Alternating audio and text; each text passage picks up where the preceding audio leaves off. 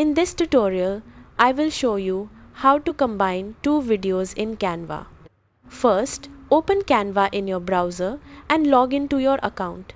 If you do not have an account yet, you can create one for free.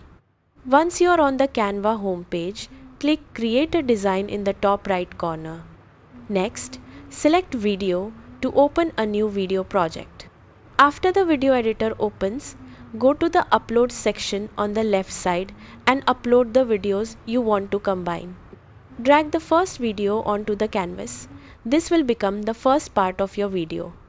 Now go to the bottom of the editor and click Add Page to create a second video section. Drag your second video onto the new page.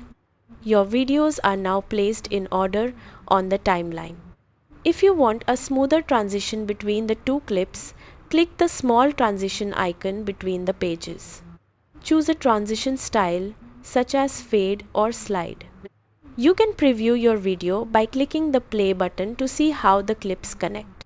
If needed, adjust the video length or reposition the clips on the timeline. Finally, click Share in the top right corner and select Download.